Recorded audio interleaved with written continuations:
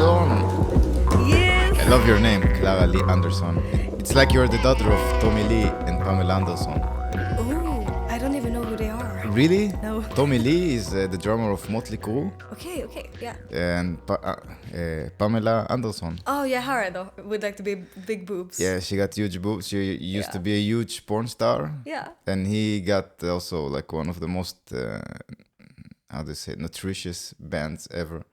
Yeah. So both of them together, and then It might Klara Li actually be a Anderson. really cool combination. Cool, I think it's a pretty toxic combination. Okay, They had yeah. a really bad relationship, at least for what they shared with the public. Oh shit, I should not go into this because I don't know the backstory. So you're another kid. I'm just another kid. So you got not inspired by Motley Crue as a kid. No, because I listened a little bit to Motley Crue and I liked they're a few great songs. band. Yeah, but it's maybe not like my main source of inspiration. So welcome to the podcast. Yes, How are you doing, Klara? It's good to see you. Yeah, It's I'm good doing that you are here. Yeah, this is cool. I'm like, because I'm usually a person who really likes to talk about myself.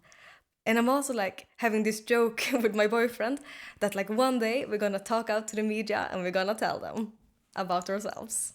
Yeah, why not? Yeah, this is the day. People want to listen. People want to hear other experiences.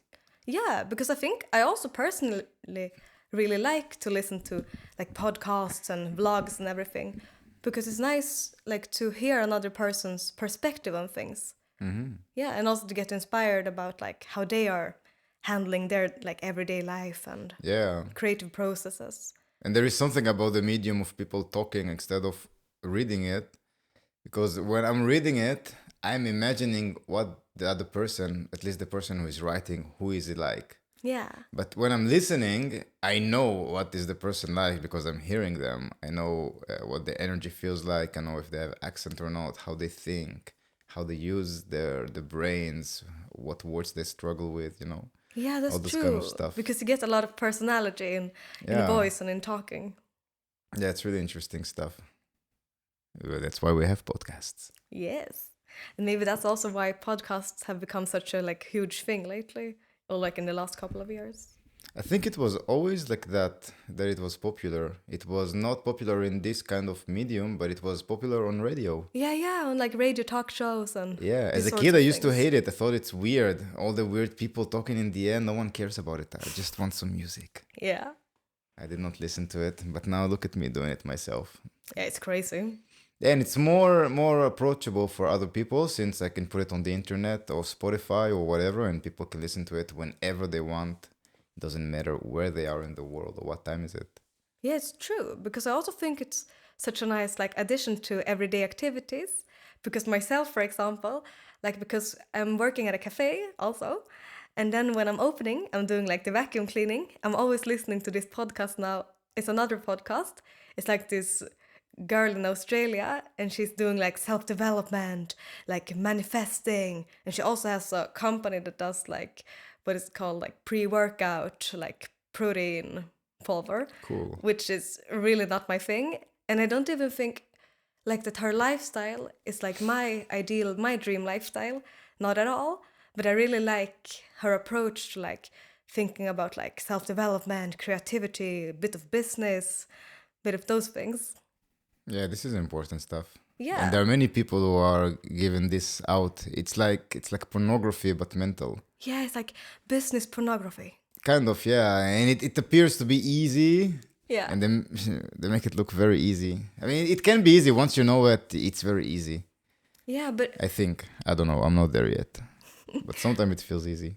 Yeah, because I feel like you don't even have to like want to be exactly like the person or like to have exactly that person's lifestyle or anything. It's more about like feeling connection to a similar mindset on maybe just a certain area of life. Yeah, it's nice to see people that I admire or people that did stuff that that can inspire me or that I feel that it's very impressive what they did. And then just to talk, not to talk to them, but to hear them. Even if I can talk to them, it's even better because I have my input. But I have people, like there are some people that I have no access to them, like Steven Tyler, for example, from Aerosmith, or James Hetfield from Metallica, or Elon Musk. Oh, geez. Okay. Yeah. Yeah, those people have no access to them, and it will be epic if I can have a conversation with them one on one. Yeah. But just the fact that I can hear them talking with people that I somehow know, like Joe Rogan, for example. You know this guy, Joe Rogan? No. He's got one Who's of the that? most famous podcasts, Yeah. and he's talking with really famous and important people.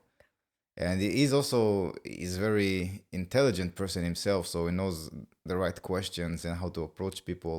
Okay. Okay. So when you listen to a lot of podcasts with Joe Rogan, you have the sense like, oh, I start to know him. Yeah. I think this name sounds familiar because he got like signed with Spotify and it pissed a lot of artists off.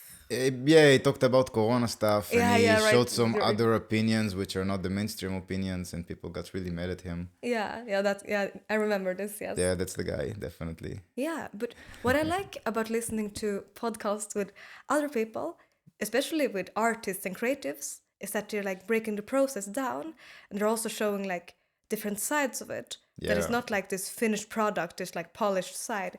It's also like all like the other elements and the other parts of their lives that went into the process Exactly. of creating like their Exactly. music, their art, their Yeah, this is very true. It's sometimes we forget about the stuff because we see just the final product.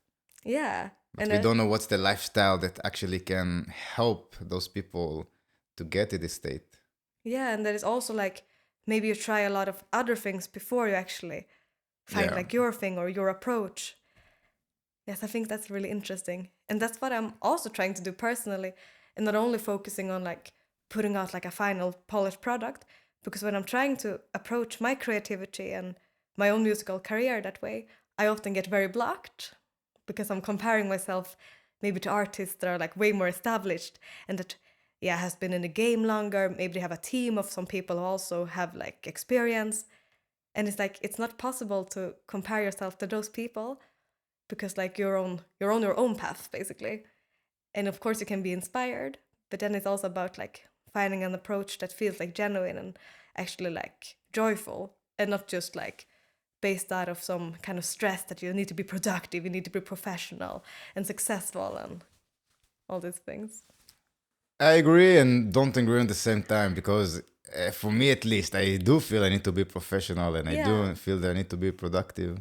Yeah, okay, yeah, because I'm on you with that because I also want to be professional and productive. Yeah. But then I want to do it like from a place that is also like wholesome for myself. How do you approach this place? Or what does this place feels like? Ooh, good question. I think I approach it by first like doing the internal work that I'm like trying to journal a lot. I'm trying to become like clear about like who I am as a person and what makes me feel good in life and what kind of things I like, how I like to live my everyday life. And then also like, okay, what do I want to create? What are my goals? Okay, how should I break this down? It's a good question. Because for example, let's say this thing about social media, for example. That's one of my big tasks at the moment because I want to be present on social media because I think it's a great marketing tool. And I want to like share both like my music, but also the creative process on these platforms like Instagram, TikTok, Facebook. But I think like I'm also a person that I know that if I wasn't doing music or something else that needed to be marketed, I would like go off everything on the internet. I would like have like a freaking Nokia or something and not be out there. But now I'm like, okay, it's basically unavoidable to be on the social media. So then I just need to find an approach that feels genuine to me.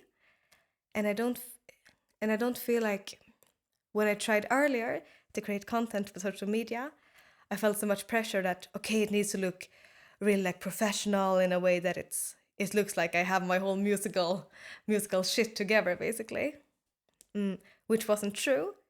And then it was hard to start from the point where I was, like in the beginning of my like career journey, and I had just like released the first song, or I was about to release Deflower Me, and I also was working on the other song. I also had finished university, and I was like a bit new in the game, really like curious about the game, but it was hard to like create a final product like on the social media that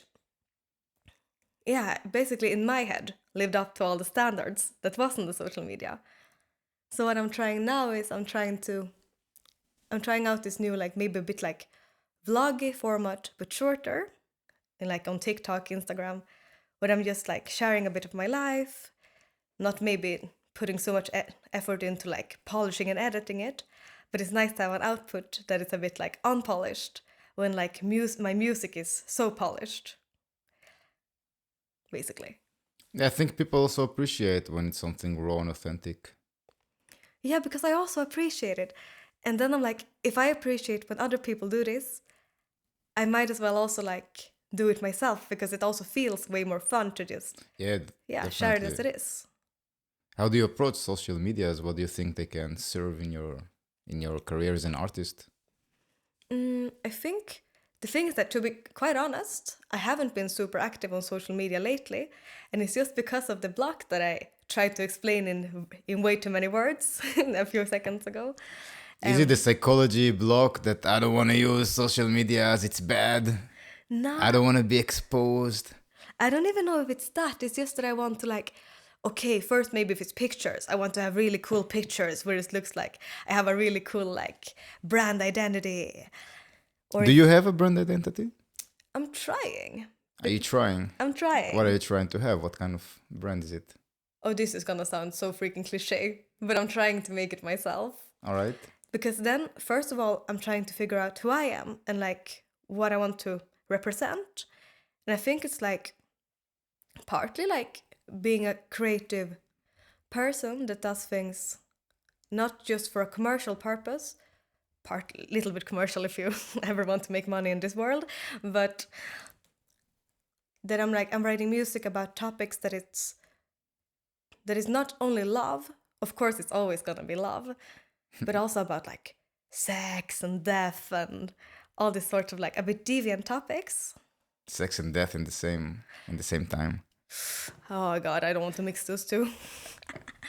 No, but and also about, because I have so many ideas, because I've been writing about, like in my upcoming EP that isn't released yet though, it's like songs that is both about like a sexual awakening, that you're like following your like, I don't know, your call to like do some creepy things, experience some mysterious worlds, but also about like the dark side of things, that it can be like abusive, it can be dangerous, it can be like self-destructive, and like present things in a way that is a bit more nuanced, so that it basically shows the different sides of things that can be really cool and exciting, but also destructive, basically.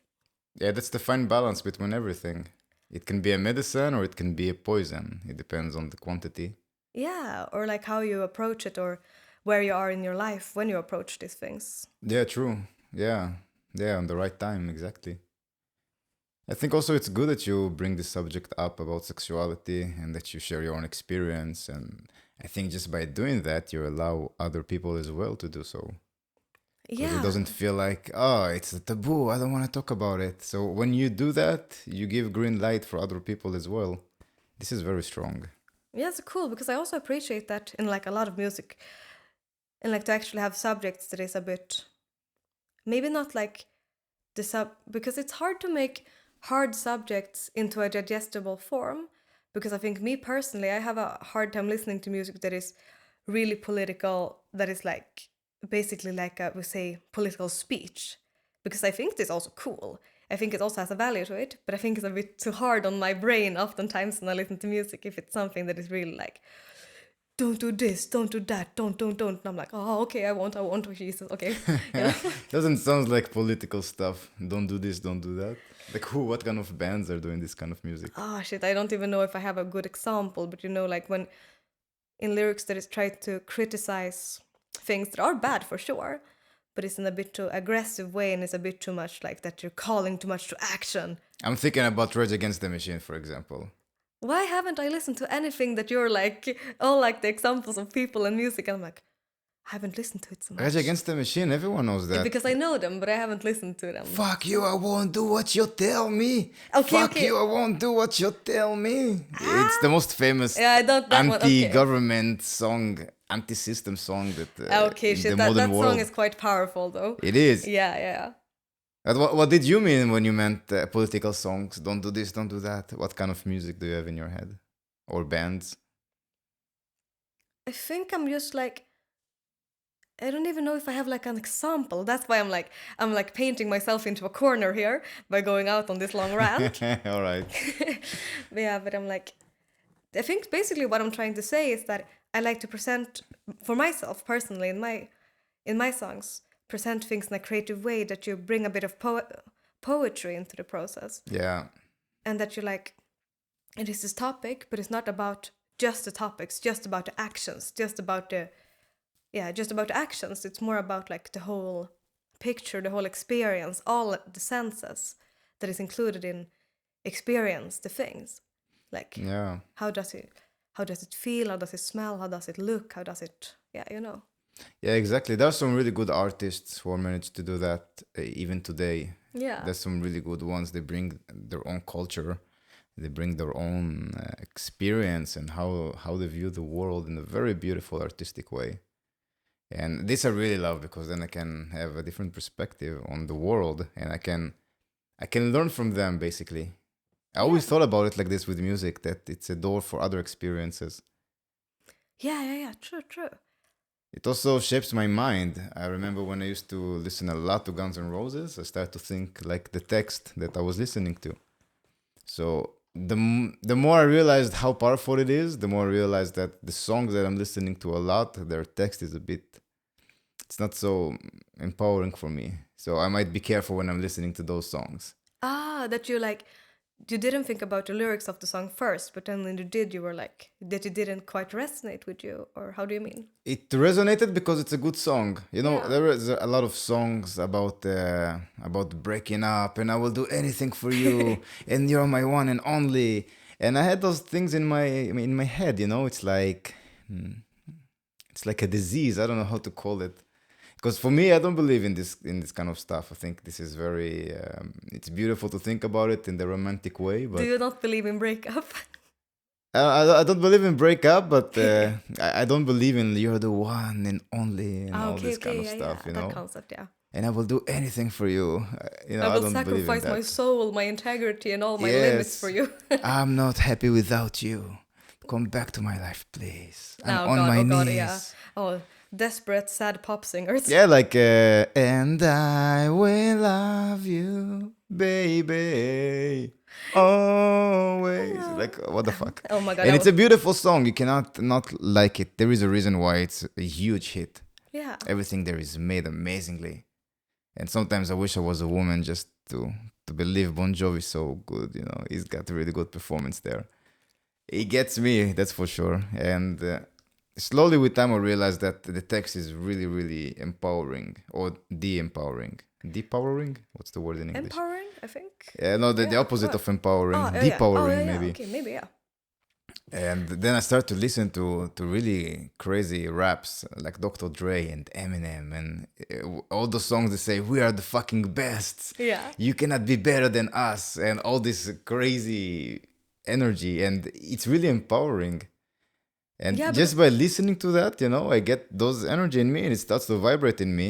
And I think once I started to understand this and I started to see what songs can really empower me and not, I started to discover really a huge layer of music that I was not aware of. Okay, so Yeah. you're going into like the field of empowering music. Yeah, or just to have a different experience. It doesn't have to empower me, but if it diminishes me in a way, Yeah. then I just enjoy it for the music. And I know, oh, this is silly. It's not real text. It doesn't have any connection with reality anymore. So I take the text like a little bit suspicious, you know? Yeah, no, but I understand what you mean because it's the same for me. Because I think the music you listen to during a period of your life can really create like a soundtrack to that reality. Because, for example, I say me, like when I was in like my late teens, I listened to a lot of like, sad music, destructive music about people that were like really sad, really depressed, really like, but still like they romanticized it in a way that I think made it like both for them and for people more bearable because they try to see the beauty in suffering. And I really resonated with that because I was also like suffering a lot during my teenage years. Yeah, like the hormonal roller coaster. Oh yes, to be a kid is a it's a roller coaster. Yeah, and I think like it's beautiful because like one of my favorite artists, for example, Tove Lo in Swedish, but like Tove Lo is like a, do you know her? No, I do not. She's big. She does she's done songs like Habits, you know that one. Oh jeez. You gotta stay high all the time. Do, do, do, do, do, do. Yeah, exactly. I gotta stay high, but I don't know the song. I never heard Yeah, it. because I love her and I like love her music and like her albums have had such strong impact on my life because I really felt like I was seen and I really like felt like this is like this music, like this like words, this like the music, how the music sounds. This is the soundtrack to what I'm experiencing, what I'm feeling. But then I don't really resonate with everything she writes about because like, for example, like I'm not like a drug fan and I think she's a drug fan. So I'm like I'm maybe not resonating to everything, but it's still something about like the raw emotions. But then other times I listen to other really like sad artists like Lil Peep, and that also created like a soundtrack to It's a reality. rap. What is it? But it's like a little bit of rap, but it's like sad, not emo, but oh, I'm so bad with genre. Emotional rap. But but it's really like dark, bit like Alright. rock, really like. Like Weekend style. No, it's like, but I think like a lot of people in Berlin like him also because I hanged out a little bit with people who were like, you know, like these late teenagers who were out there with like drinking like Stanley Beer, smoking a lot of weed, and like, you know, like we're so fucking outside of this society, you know. And I was like, okay, I was also like, I don't know, also like, what is it called, like getting this, absorbing the emotions from this music, and like it became like my reality Yeah. for a little bit, not a long time maybe, but, and I don't know, it was also like, I won't say that it was like, oh, it was a horrible time, but it's like what I'm trying to say is basically that it also made me feel like it was like beautiful to suffer. It was beautiful to like have this identity of, oh, I'm always sad and I'm always having like this weird like relationships with people in my life, and I'm like, yeah. Yeah, I also love to experience that. There are some songs that make me feel very, very sad and they trigger some emotions, and I enjoy listening to them. It's like a pill, kind of. Yeah. I want to feel this, I put this song, and then I feel it. And I enjoy the feeling. I love it. It's not that I try to avoid it. But then when songs have this very deep meaning, when the song is really good, so I pay attention to the text and see what it's like. Because I know the text have a lot of impact. Yeah, it's true, because I'm like, I don't want to say like, or like to try to limit myself and only listen to like positive music, because I also like things when it's like raw and honest and sad. But I think like for me personally, I just try to like, what is called, like grow out of this identity that I had for myself, that I was this like really sad person, this person was like, that my identity was basically that I was like, oh, I'm depressed, or I'm like, yeah, I'm like basically having a hard time. And it's like, of course, it can be like that sometimes in life, that life is like really painful, when like really painful things happens, and yeah, everything inside is just like shit, basically. Yeah. But then I think it's, for me at least, I had to let go of it, because I feel like better times in life were coming. And then I just tried to find a new identity in that I like. It's not like, what it's called, it's not like just the surface level. If you're happy, happiness is also like a real raw emotion. It's also like a beautiful emotion. But because I think like with like, I don't know if I should say positive feelings, but like feelings of like joy, happiness, fulfillment, that you're actually feeling good, basically. That you have more to lose than if you like put yourself in this really low state with really low expectations, because you're like, okay, I'm already sad, I'm already like fucked up, it can't go worse, because you don't have so much to lose anymore. You feel that you have something that you want to keep guard on when you feel happy? Yeah, because then I think at least like in the beginning of me being happier, basically, I was really scared of losing that happiness and losing that sense of stability within myself.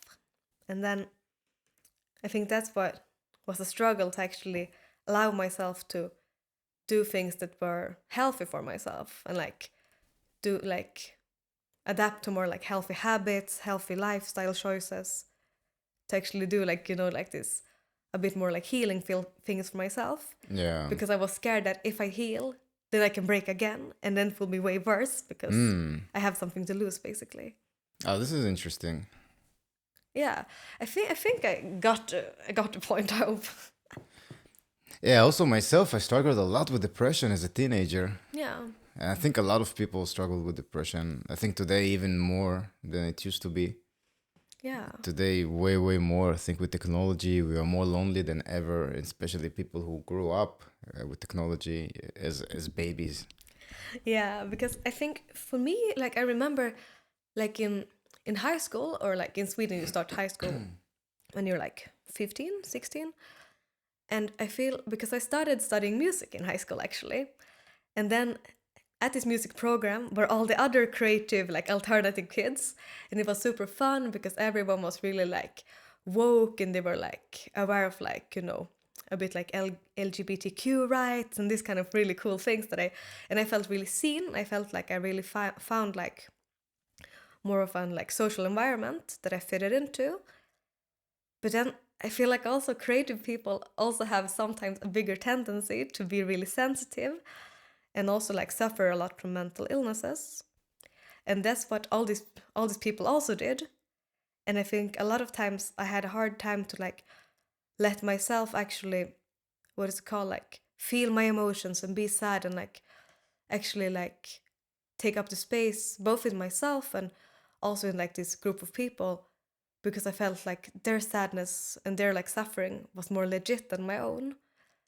Because I felt like, oh, but they are feeling like way worse. They have maybe like a real like diagnosis, or they maybe like, oh, they have like this thing that is like way harder than my life.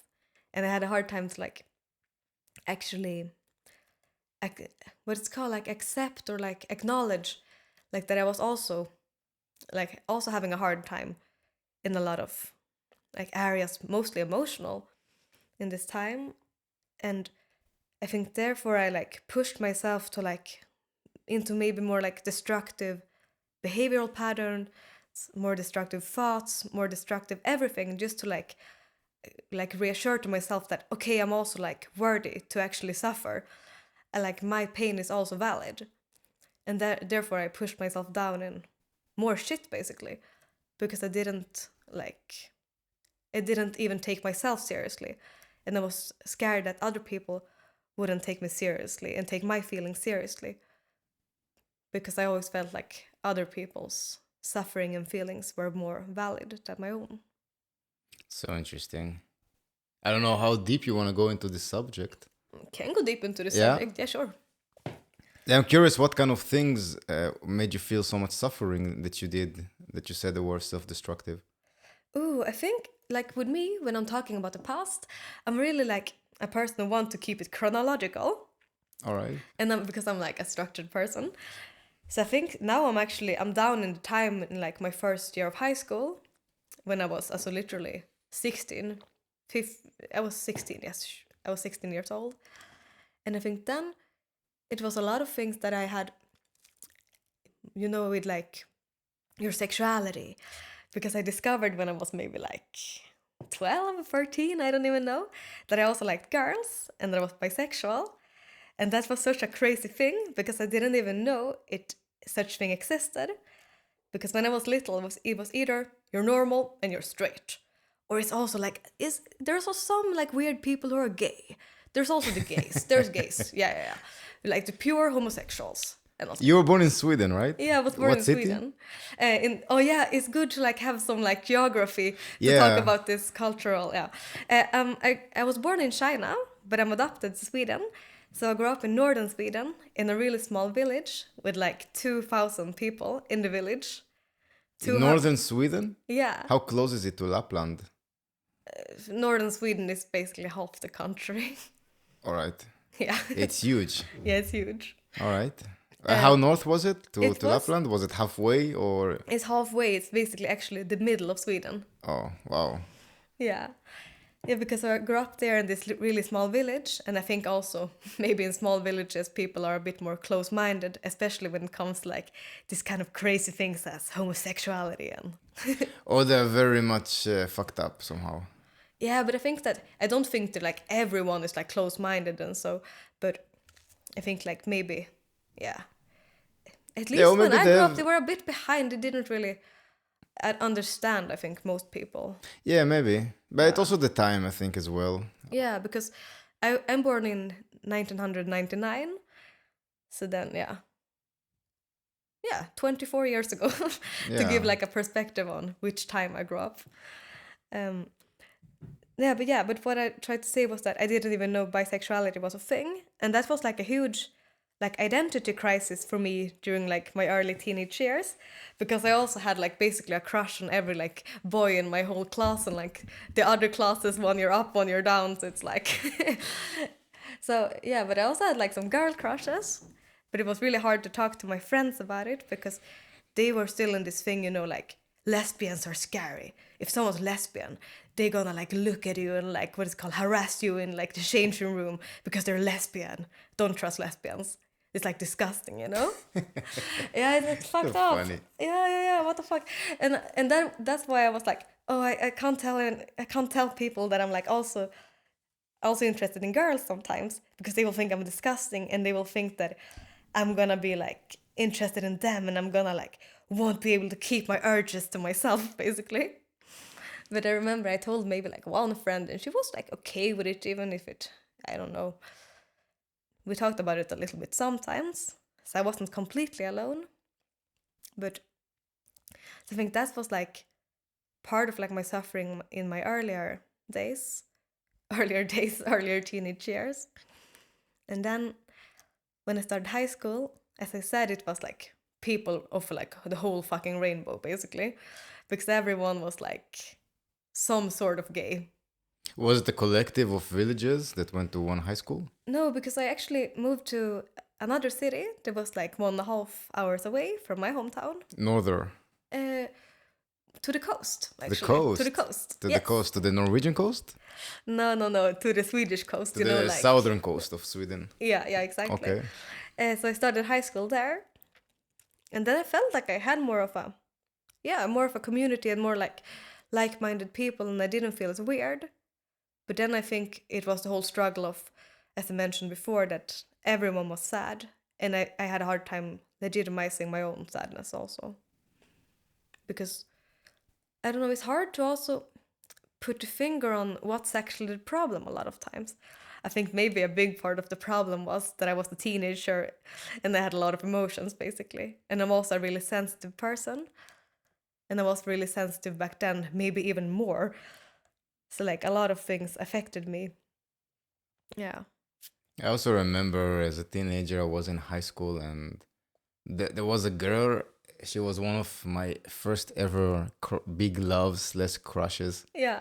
So I had a huge crush on her, and she was depressed as fuck. Because her whatever happened in her life. And I remember that I knew how to lift her up. I knew it's a kind of feeling that you know inside of yourself, like the same way that water knows where to go. Yeah. So I know it, I knew it, but somehow when I told her this, and it was completely intuitive, she was canceling me. And I was not so strong back then to really stand on it and to tell her, no, this is what it is. You're just making a victim out of yourself. Yeah. So she convinced me that she was right. And I don't know what I am talking about. Yeah. And life is just sad and bad.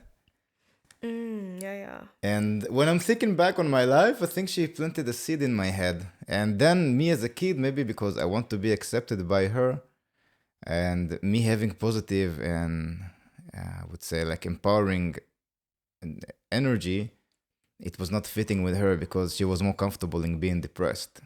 Yeah, but it was hard for you to actually have some space in that relation, because she was also always the one who had the worst time. You mean, or? Yeah, kind of, but then I lowered myself. Yeah. So, all right, so no more motivation stuff. You're depressed, I'm depressed as well. We're together in this. Yeah, That was my mindset, but I did not know it as a kid. As a no. kid, I have no fucking clue what's going on around me. Yeah, how old were you I during this was time? 14, maybe, or 13, Okay, okay. somewhere in this range. Yeah. No, but I understand what you feel, or like not what you feel, but how you mean. Yeah. Yeah, Yeah. Yeah, because it's hard because also with friends to like be there for each other, but still like also hold space for yourself. Because I think I also personally been on both sides of that part. Like sometimes with friends that they are the sad one, they are the one who's suffering the most, they're having the hardest time, and you're trying to be there for them, but still like also have space for yourself and for what's going on in your life, either if it's like bad stuff, but also if it's good stuff, as you said, that maybe there's also something in your life that is like going really well or something that is making you really happy, and also to have a space for that in that relationship, yeah, for sure. even if the other person is really sad and maybe like depression is taking up their whole world. Or maybe it's not, I don't even know, it might not be possible all the time. I mean, certain periods it's okay maybe to make it more about the other person, but maybe in the long run then it's more important to have actually space for both persons. I think it really depends on the person, but usually I don't take charity cases, and I don't want to treat No. people with depression. I think I understand people with depression. I had it myself for years, and it took me a lot of time to go out of this. Yeah. But I can also understand that it's not the right way to go. It's not the way that will lead someone to a place where he wants to be, basically.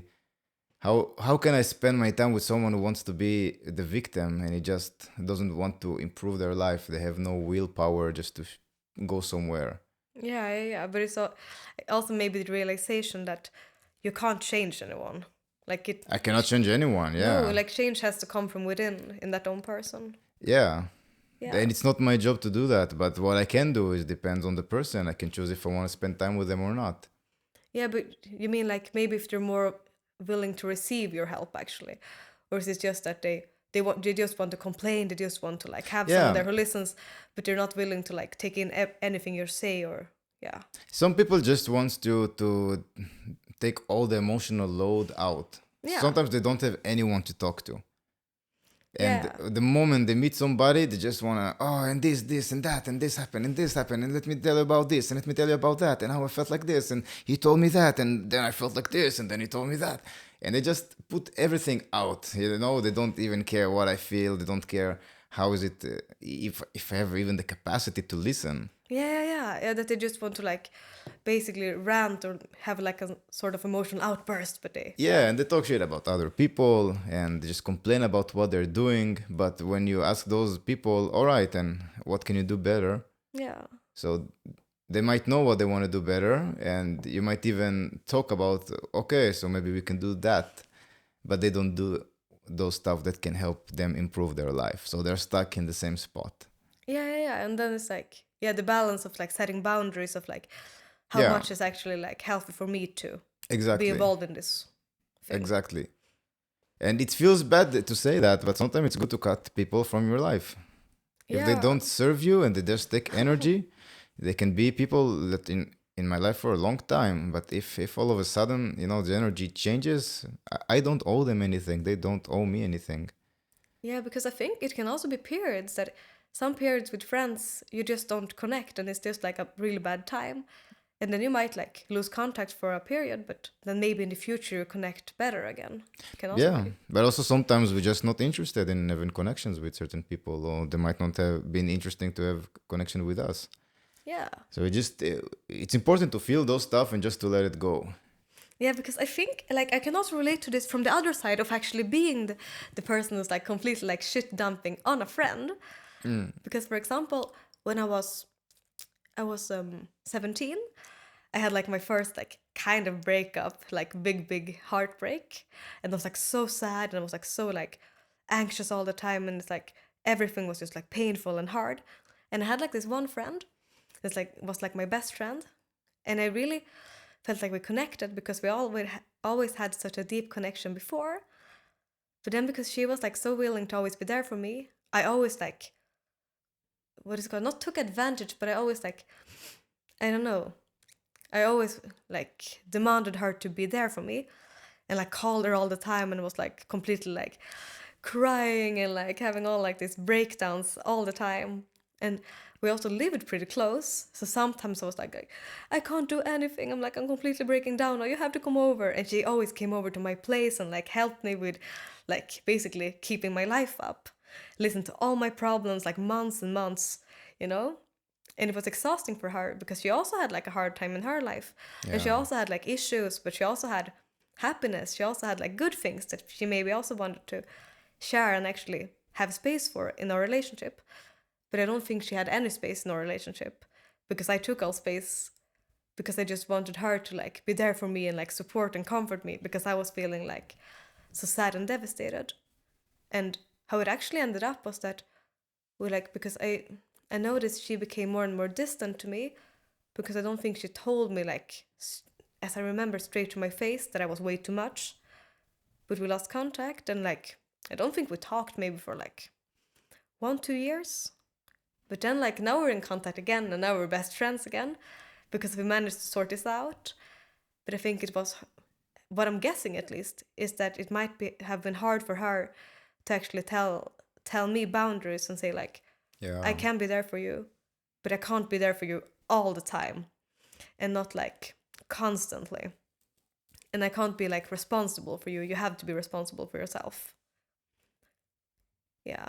But yeah, I think it was just maybe like time that actually like healed this relationship, and that we met again on like, yeah, a better, more like connected place in our life.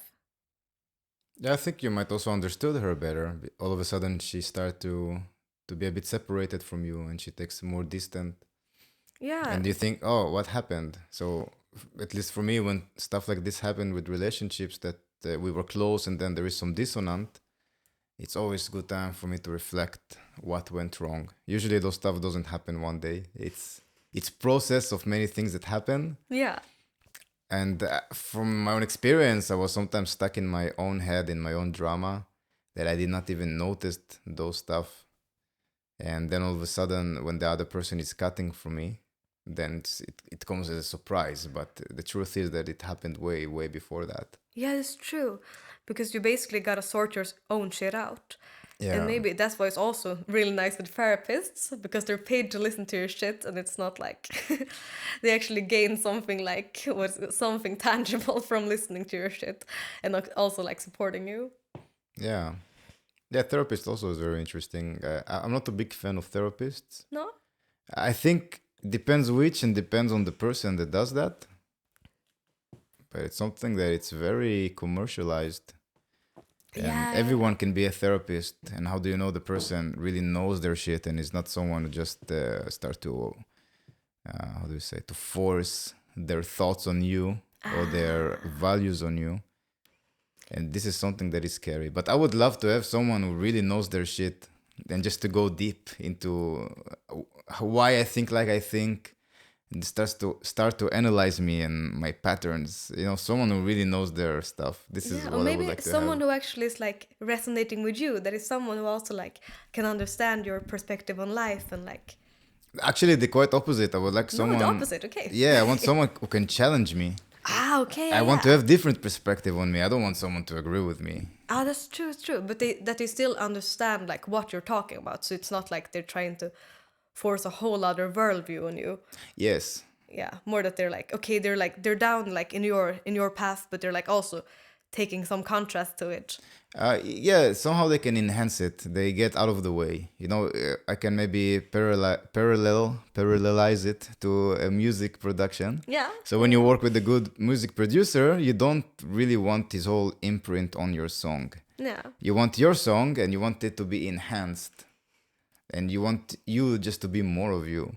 It's true, and that they like bring out the best elements of you. Exactly. And that way you'll be the most satisfied. But if you go to someone who's just a producer and he puts his own sound and it might not really be what is it that you want from the song, you feel like he's forcing his value on the song. Yeah, this is actually a good example. Mm-hmm. Yeah, because Hell yes. yeah, because I think I also went to like a lot of different like both therapists, but also I don't even know what it's called in English. People that doesn't have exactly that high of an education, more like yeah, that you talk to someone. Yeah. And some people were like, I felt like, because it's always, a lot of times good to actually just talk to someone. But then it's like different if you feel like they understand you, or it's also important not to feel judged, basically. Yeah. Because sometimes I felt a bit judged by some therapists, that they were like, I don't know, like not shaming me, but I felt like indirectly shamed, that I was like weird, and that I was like, I don't know, immature, and that I was like irrational and this sorts of thing, and I didn't feel validated. And maybe it was true that I was a bit immature and irrational for sure, but I wanted someone to take me serious and then work from there, basically.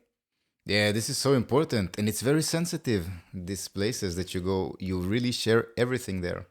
Yeah. And it's a place where you expect that it will be non-judged, also non-violent place, so they will not give you some hints about you can do that better and you can do this better. Yeah. And even, you know, if they think about you doing this stuff and they think that this stuff is wrong, you feel it radiating in a way. Yeah, that they feeling like you feel like they think you're doing something wrong, you mean? Yeah, it's the slight look, you know. Ah, the slight fucking look. Ah, yeah, I know. Even it might be 2 seconds and you can Yeah. feel it immediately. Yeah. Yeah, I have so many like weird, because I think like the weirdest thing ever, it was this one therapist that I had, and I really liked her because I think Therapist stories. yeah, therapist stories. Yeah, because I really liked her because I think she understood me in a lot of ways, and that we had like a lot of like good conversations about my life, and my life, because therapy session. But then I like back to this like first heartbreak that I was like going through, and I was talking about it to her, and then she had like this theory about it, and she was like, yeah, you know, guys your age, they're like, you know, they're like in puberty, basically, and then they're like, they might be a bit more interested in women that has more like womanly body figures. And I was like, what? So you mean like that he maybe wasn't interested in me because I didn't have enough of a woman, like these curves and like... And she tried to convince you about it? I don't know if she tried to convince me. I think she just tried to give her perspective that this was maybe a legitimate perspective, that this guy might not have been that into me because I didn't have enough boobs and ass, and you know. And I was like, I knew it wasn't true, because I was like, geez, his ex was like even skinnier than me. Jesus, what is the problem? But it was weird, because then she like exactly did that thing, you know, put her perspective on it, and like put like in like a perspective that wasn't even a deal in like what I was talking about and what the problem was in that teenage relationship. Yeah, that's not the issue, that you might not have the biggest boobs and he might not be interested of you because of that. You know, the truth is that whatever you're saying is valid because you're telling the story. Yeah, because the thing was that I think like I was like on a pretty good level, like on my body confidence at that point. But if I wouldn't, then I would have been like so sad and devastated, because maybe I would be like, maybe that was it. Maybe that was like one reason, and he didn't tell me because he didn't want to hurt me, but maybe it was a thing. I don't know, you know? Imagine what kind of fucked up thoughts can come up from this just one comment that she said. Yeah. And if you were not so strong and you would take it more seriously, imagine this. Yeah, I know. I'm still thinking about it sometimes, and I'm like, what the fuck? And this is therapists. They're supposed to be a safe space for us, even, you know, when we tell everything and also what we get as a feedback from them. Yeah. We trust them that they really know their shit. Yeah, but you want to be able to trust the person. Yeah, just true. Yeah, I would like to believe at least, yeah. Yeah. But it's difficult. It's freaking difficult. Because I think, it's a hard balance between like having friends support you, sharing with friends, and also sharing with professionals, but also the struggle finding a good professional that is like working for you, basically. Yeah, exactly. And usually they charge a lot of money. Yeah, that's because true. They know their stuff. Yeah. And they know how much they're worth. Yeah, because that's also a hard thing if you don't have so much money. It's also like a privilege thing to be able to go to a therapist. Yeah, it's very true. Here in Germany, there are good laws with that, with the health insurance. Yeah, because I think you can get some, like, what is called therapy, but I think it's a lot of, mostly in German. Like, the little I researched about it. But this I don't know. I know there are some for free. I don't know how good they are, but I know the health insurance can pay for those. I don't know what is also the limit. But I know they help with money, so it's easier if people need to talk even to someone. It's easier. Yeah, because that's why I did like when I went to therapy. It was in Sweden because it's also the same thing a bit In like Sweden, it's amazing, the social yeah, it's system. a lot of. It wasn't. I think it. No, I think it was free. Like all the things I did was for free, except one thing, and then it went like on some sort of insurance that the insurance paid it. So I was like, yes. Is it called statutory healthcare? I don't know. I don't even know. I don't know. Yeah, socialism is key. Oh shit! I shouldn't even go. I don't even in the mood to go political today. No, Jesus. no politics no, at all fuck. in this podcast, please. No, I don't even want to. That's exactly what I tried to say earlier with my long rant about political music. I think like I'm just maybe like way too sensitive and way too like fragile to handle this politics. I'm like, because I think it's super important. I'm like, it's important. I like admire people who go to maybe we say like, what is called like environment demonstrations, like stand up for the environment. I think it's super cool. But I think I'm just like, oh, I can't handle this. I'm like, it's way too much. It's way too much with the news and like all the sad shit that is happening. So I'm trying like, not that I'm like going completely ostrich mood. Ostrich mode. No, not that I'm like denying everything that is happening, but I'm trying, to microdose like my intake of news and my intake of there's hard so much political news. stuff. I think we Yeah. do need to microdose. We need to do huge filtering about it and see what is really relevant for us. Yeah, because I don't think to like hear it. it's not helping anyone No. if you're getting like overwhelmed and like super sad and anxious because you're taking in way too much bad news in the same time. Because it's impossible to like be a help and like change things if you're feeling like way to like hurt yourself. Yeah, if you're listening the whole day about people killing people, people raping, people stealing, Yeah. people doing horrible things, it becomes the reality. And then we Yeah. think that happens every time. And everywhere we go, we think, oh, it might happen here. So we go with this energy already. Yeah. And then we radiate it outside for other people. And then they think that we are a bit strange. There's something suspicious about us. So they're suspicious about us. And then Yeah. we're suspicious about them. You know, this is the loop. Yeah, that's It's true. crazy. But it's also like I guess like also a thing that I learned like a lot, that you can't help others, you can't like change things if you're like not feeling good in yourself. Yeah. And you can't do great things if you're not like taking care of yourself first, basically. Yeah, that's very true. It's very, very true. Yeah. And at the moment that you take care of yourself, you allow other people to do it as well. And that's the only way we can influence other people. Yeah. And we cannot make someone better, you know. I think also with people that I used to work with, I cannot make someone better. I cannot make them good. If they're not good at the moment, it's not my job to tell them, be better, do this, do this. No, I can just myself do what is it that I ask from them to do. And if they feel inspired by that, they might be inspired and they might become better by their own will. Yeah, exactly. That everything has to come from yourself. Because it can also be the thing that sometimes someone tries to give you advice, but you're not in like a place in your life where you're like ready to take that advice and actually like take it in and maybe go for it. We might even hate them for giving us this advice. Yeah, but maybe like a bit later you actually realize, it was a pretty solid piece of advice. Yeah, maybe, yeah. I remember, I got such good advice. I remember one time I'm so stuck in my teenage years, like in this, like all my like anecdotes, but I think I was maybe like 12, 13, and like me and like the girls in my class, we always fought a lot. It was always like these big fights about drama. Someone said something and they were angry basically. And then we had like this group coaching with two like coaches that was there to like help like clear out the drama. And I was talking so much because I had so much to say and I was like so angry and that person. And I also like talked for my friends and I was like, yeah, me and my friend and that friend, they also think exactly that way. And I was basically talking for other people. And then the coach said to me, I want to give you a piece of advice.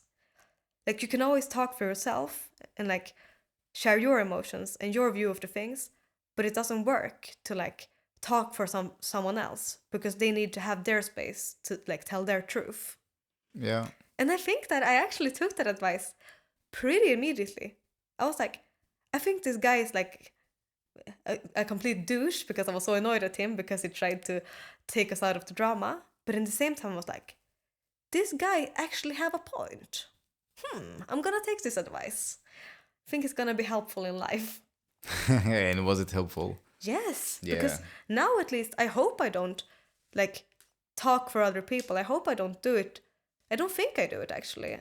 I'm usually not saying things like that person said, that person feels, that person thinks. I'm like, I think, I feel.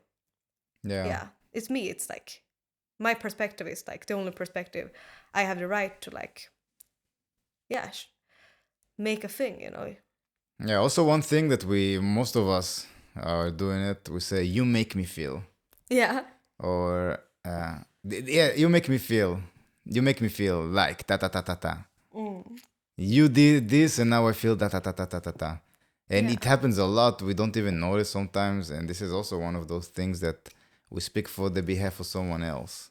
Yeah. And we also diminish our own emotions and our own who we are, basically, because if we put our own responsibility on how you make me feel, then what it tells about myself.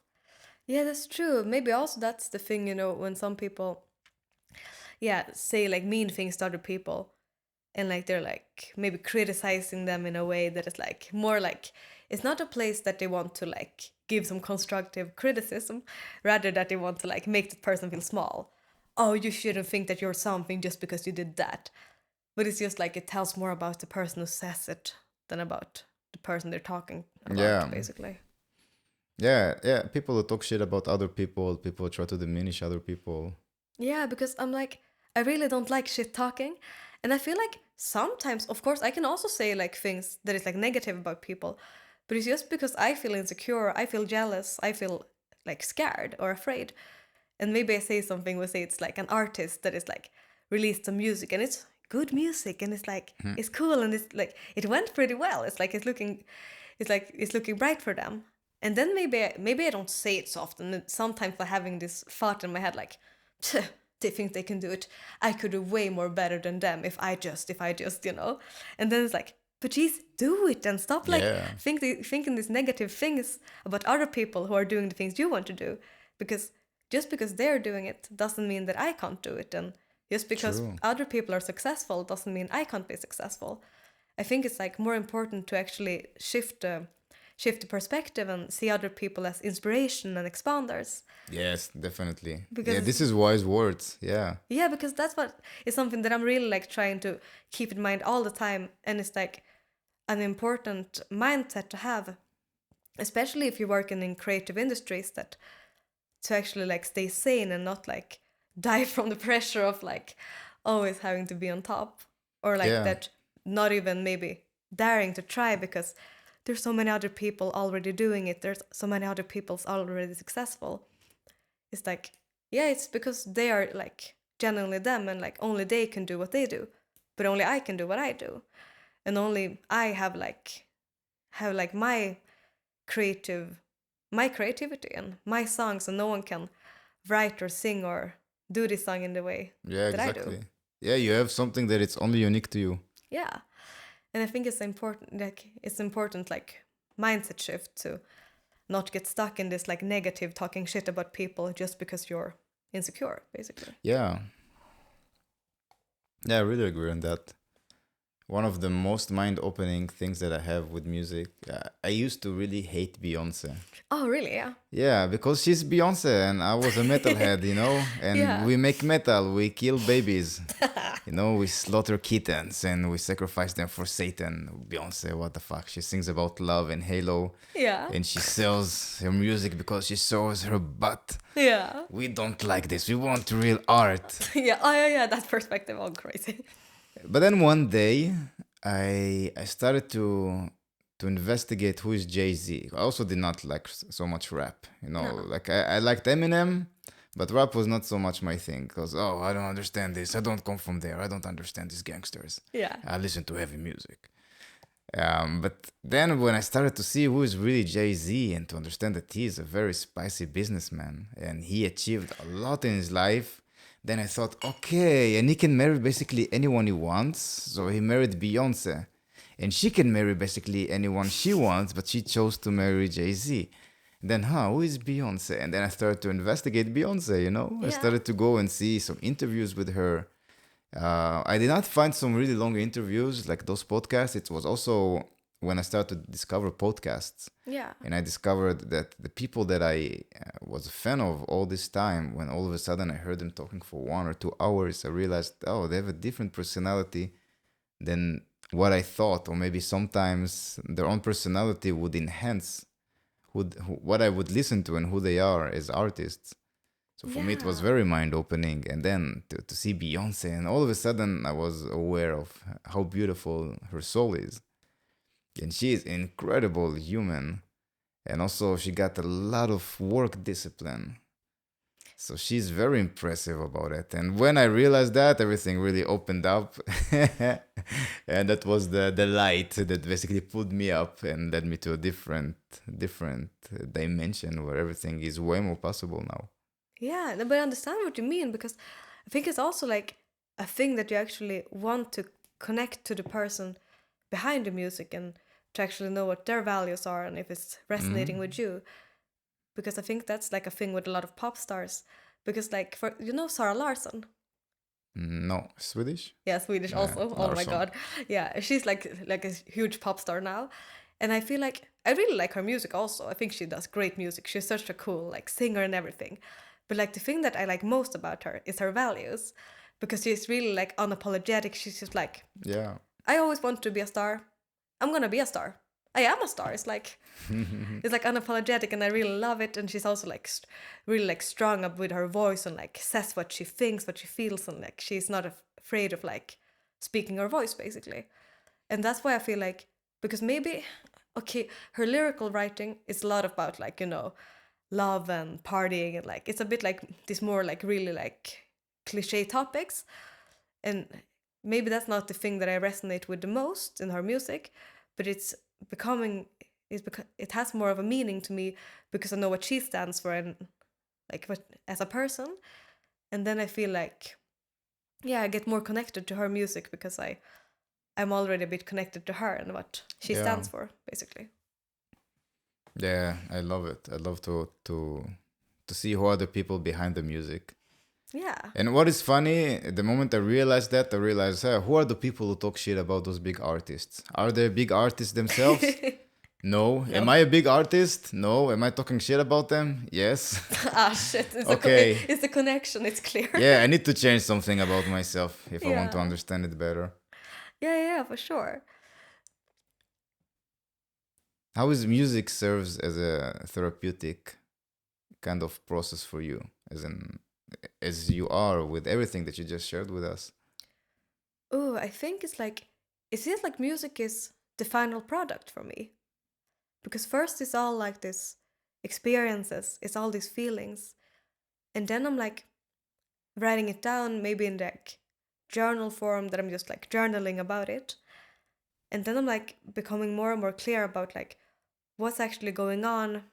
If I want to write about like a specific situation or theme in my life. And then I'm like basically like grinding this whole like life experience down into like the words, into the music, and it feels like the music is like the final product of my life experiences. And it's like basically the thing, that's why it's like so like beautiful and important to me.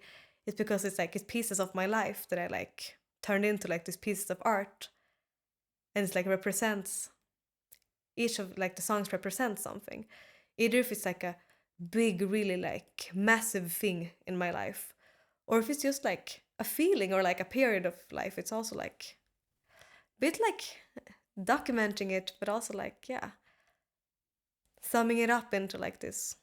You try to break it down to its components and then to somehow create an image that puts all the important stuff that you Yeah, but experienced. that like represents this thing, and represent a time in life of a like person in life, or experiences.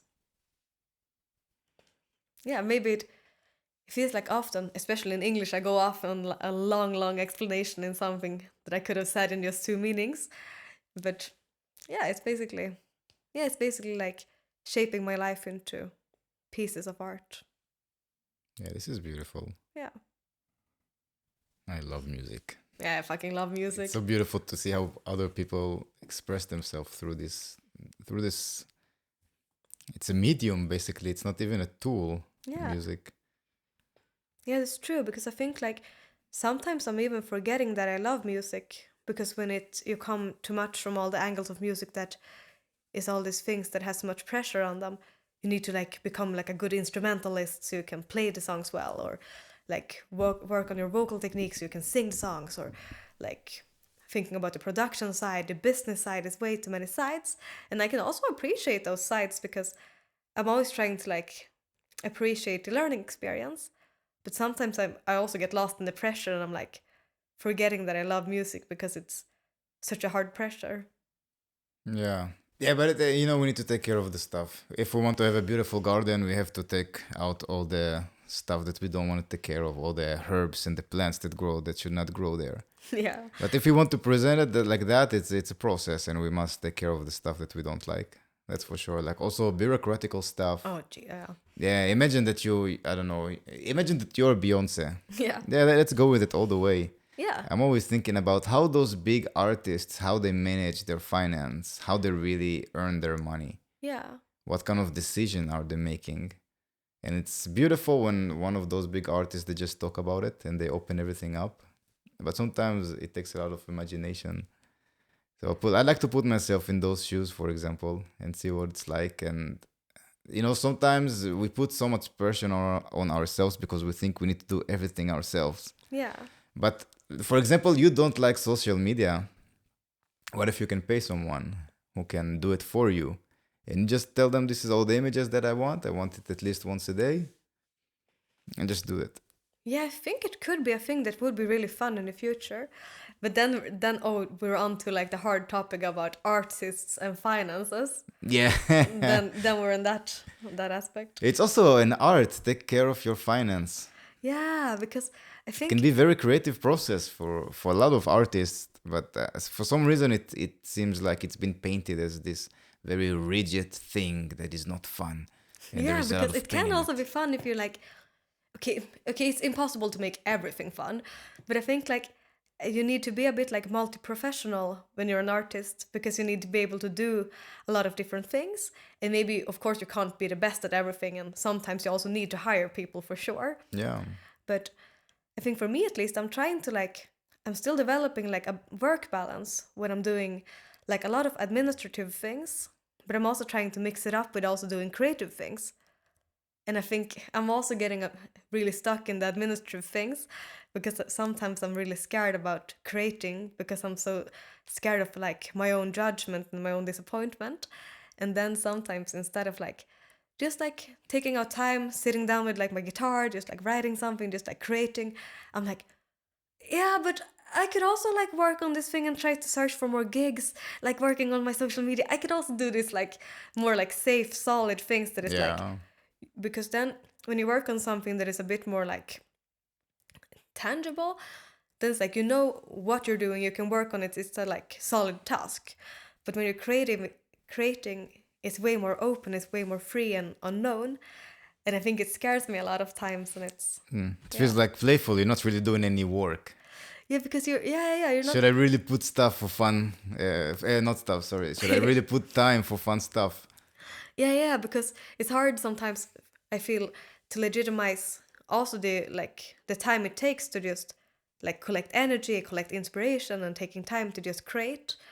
Because every time you sit down to like try to write something good doesn't always come out. You can't always come up with something most of the times, and you also need to allow yourself the time to actually have those moments, and like allow yourself to have the process, because you can't just like expect yourself, okay, I will sit down once a week, and once a week I will come up with a new part of this song, and after like 4 weeks I will have all the parts of the song. It doesn't happen like that. Nope. I mean, what you can actually sit down and write parts. You might not like them, but just to process At least the song and to try. attack it from different angles, yeah. So some artists they think, oh, I just wait for inspiration. I don't feel inspired, so I'm not gonna do that. But I think most of the work as an artist is just to do stuff that even if you don't feel inspired, I don't feel any inspiration just to go for YouTube and write down 20 minutes vocal warm up. I don't need to feel inspired to do it. No. I don't need to feel inspired to take my guitar and start to grind some scales just to get my fingers warming up. I don't need inspiration, but I do need discipline for this stuff. And what is very interesting that if I keep on doing those stuff that requires discipline, it gets easier for me physically to perform. Yeah. So if I'm not doing that, and if I play guitar or if I sing, if I take it seriously once a week or sometimes even once 2 weeks, because life can be very demanding sometimes, then I realize that, oh, I'm a bit rusty. Yeah. And then I feel bad about myself. And because I feel bad about myself, then I feel that it can be overwhelming, like, oh, life is even more hard now because I do all the stuff and now I don't have time to play guitar or to sing, and my skills all of a sudden are diminishing. And it can create even more stress about me needs to be a good artist. But sometimes it's very, very simple, like 10 minutes a day. It doesn't require any inspiration or any muse. I remember like a quote that is like super good. I don't know who it's by, but it's like, creativity, it's always there. It just waits to find you working. It's like channeling. Yeah. And the better we are doing it, and if I do it for 10 minutes every day, I get in a certain level which is easy for me to perform. And then I just channel everything outside. Yeah. And that's it. Yeah, I feel you. That you're like, take the time to actually just experiment, just to try, because I try to at least like say when I'm gonna have like a songwriting session basically with myself, I'm like, I'm just gonna play, just gonna try out some ideas. Doesn't have to be anything. Because before I was always, maybe I tried to say it like that, but sometimes in my head I was like, I need to make a banger. I need to make like a hit song now. Yeah, exactly. And I'm like, where's the hit song? The hit song is nowhere. Yeah, it's all about practicing. And if you practice, like how much can you grind songwriting? It's the same basically. It's a pattern. And once you understand the pattern, it's just about channeling stuff. And then sometimes you go even outside of the pattern. And this is what I remember about your music also. It's not really sitting in a pattern of anything specific. You go outside of your music, and the songs that you played back then when we met, 3 years ago, something like that. Yeah, 4, I don't even know. Somewhere before Corona. Yeah. Before or after Corona. And those songs are really cool. Yeah, thank you. Are there still used those songs? Are they in the EP? Maybe. Do you remember what songs did you even play? Oh, I don't remember. The only thing I remember is the cat song. The cat song. Your cat song. Yeah, we talked about it earlier. We did a take that was failed. Yeah, this is the second take of the podcast. Yes. It's already 1 hour and 15 minutes. Oh, Jesus, my generation. Oh, no. I think it's less because we had the take before. Okay. But we are there. We have some content. Yeah, but then we need to tell them about the song, because if the song has to be mentioned. The song. It's called Let Us Cuddle, Let Us... Yes, and it's a song you wrote that you played when we met up just randomly, like we connected through Facebook. Yes. And then you played this song, and I remember this song, but the thing is that I didn't remember exactly like the sound, because I was like, what sound did you make? It's like this freaking cat song. It's like, it's epic. I'm like, Yeah, I need to complete the song. I would like to have it really big and romantic and very violin big. But it feels like it could be like in a movie. Yeah, a movie song. Yeah, Imagine two cats dancing in a prom in the slow dance. Yeah. Yeah, it's freaking brilliant. Thank you very much. How do you approach music when you have a song that you feel like writing? Since you're not really bound to any pattern or any structure, how do you think about it?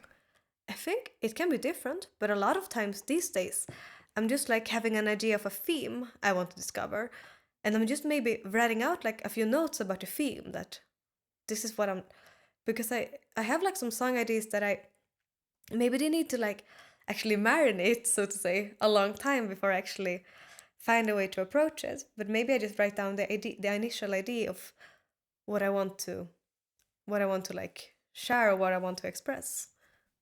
And then you meditate on that? Maybe I just like write it down. I'm thinking about it, and I'm like maybe come up with like just a few like lines on it, and then I'm like building it from there. And I maybe just like play a bit of guitar, just singing some random things, and then I'm like slowly developing the concept. And you think about the structure of a chorus and then a verse and then maybe another chorus and then another verse and then a break or something. Or maybe I start already with the verse, or maybe I make some intro, but then I want maybe in the middle of it to be completely different song. Do you think about those kind of stuff? Or do you just let it flow and you think what part will be appropriate here? I think I flow first and then I structure. Because first I have maybe like all these parts, and it's like, because I think I'm like, basically my brain structure is pop structure. So even if I'm thinking about it or not, it often becomes pop structure.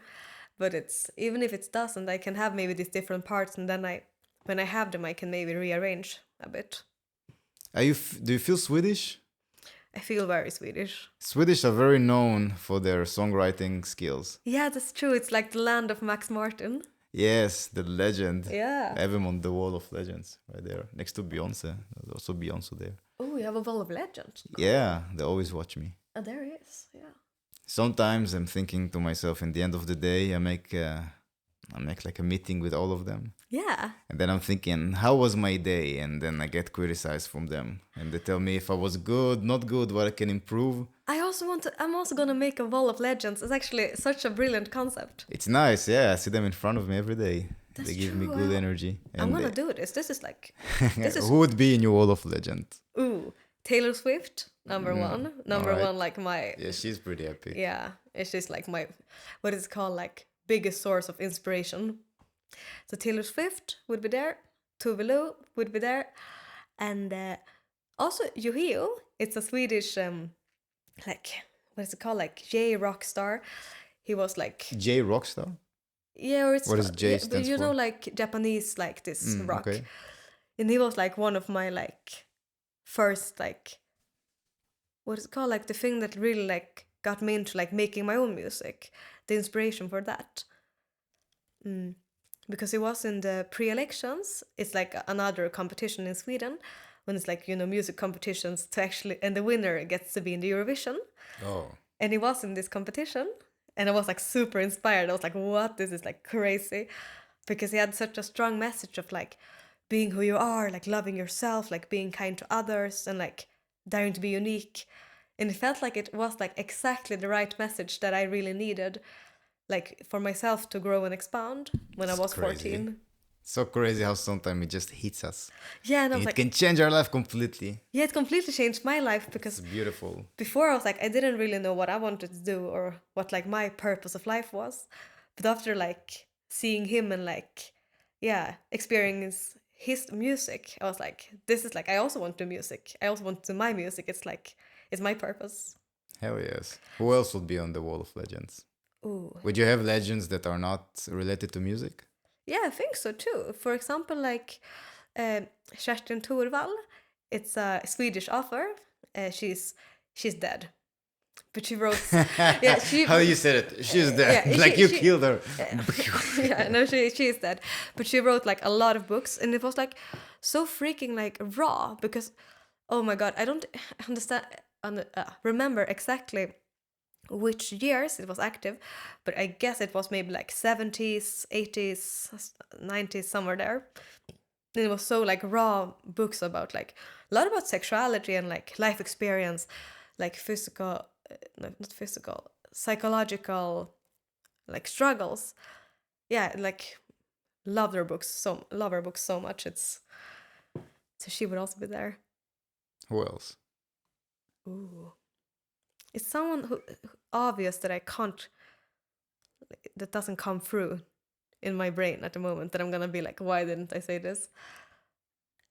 I don't. Oh, jeez. Yeah. For example, actually, also a YouTuber that is called The Purple Palace, and she's also like a multimedia artist. She does like both like painting and music and sculptures, all sorts of things. And she's like, Yeah, she's also like a huge source of inspiration because she's like a great example of looking at a blogger who shares their like everyday life and their creative process and makes it like really like raw and honest and shows like the different sides of it. And it's like super inspiring because she basically built her own career up from scratch. Yeah, there are very talented people up there. I have also a YouTuber, Mr. Beast. You know Mr. Beast? No. He got, I think, the most subscribers on YouTube. Okay. He have a lot of channels. Okay, yeah. And he does a lot of crazy challenges. One of the things that he do is he took a Lamborghini, I think, or Ferrari. He put it in the middle of a big, huge hangar. Yeah. And he invited, I don't know how much fans, let's say 50 fans of the channel. And he said, you guys gonna touch this Lamborghini. The last one to take his hand out of it will win the car. Yeah, they just hold the Lamborghini. And so people went to sleep with their hands taped to the Lamborghini, and one person won the Lamborghini or whatever supercar it was. This is crazy. I need to watch this. Yeah, he does crazy stuff. All of a sudden, he goes to just a normal shop and he says, now I can give you $10,000. And you open a suitcase with fucking $10,000. If you're gonna tell me what is your height and if it's correct. So the person says, oh, I'm 170 centimeters. Then he checks. And if it's correct, he gives him the money. If not, no, you lost. What? Crazy guy. Yeah, it's like MTV. I don't know if you remember MTV, that they used to do this kind of stuff. I give you $5 and you do disgusting stuff. You need to eat this or I didn't have MTV. kiss this guy I or just have something. like the, like the free channels. Yeah, childhood in Sweden, probably you went hunting or something like that. Yeah, no, not really, but yeah, I didn't. I didn't have Disney or anything. Are you connected with your Chinese family? No, I'm not because I think I was like left when I was like just a couple days old. So then I have no idea. So you have no connection to China at all? No, sadly not. It's also I think it's a whole other topic about like Chinese culture versus Swedish culture versus my identity. Yeah, definitely. Because you cannot deny the fact that you are Chinese and there are some stuff that are embedded in your DNA. Yeah, for sure. And this is our blessing and our curse as humans. But then you did not live there. When did you move to Sweden? At what age? When I was 9 months old. And how was it decided that you will go to Sweden? I don't know. That's like, I think it's like the process of, like adoption companies versus I see. Adoption companies versus something. Maybe a higher force. I don't even know. This is crazy. And you have brothers and sisters? I have a sister. She's also adopted. Ah, Yeah, where from? Also from China, actually. Cool. Yeah. Oh, this is interesting. And she's older or younger than you? She's younger. Okay, and how does it feel to have a sister that is also Chinese in Sweden, but she's not really like blood sister? I don't know. I think it actually feels just like having a sibling, because I don't think like DNA and blood is like the whole thing. It's like, yeah, I think it's more like psychological and emotional. Yeah. It's more like a soul connection. I think it's basically the same thing we say as people have biological parents, but then maybe one of the parents leave and just the mother meets someone else, and then that becomes like the real dad to the person. I'm guessing it's like similar concept. Yeah, but then we have those roots as well, which are physical, and we cannot deny them. Yeah, that's gonna be like all the unexpected diseases, like chronic diseases I will experience later in life. It came out of nowhere. You think so? It was the genes. I'm like, god damn it. It's like that. It's also psychology, some stuff. Maybe I don't know. I really don't know. I'm not an expert in this field, but I assume that we also inherit our traumas from our ancestors. Yeah, okay. It might be the way they behave towards us. So I don't know if because you were not kind of exposed to your parents, you don't inherit their trauma because they never had the chance to embed their own worldview on you, you know?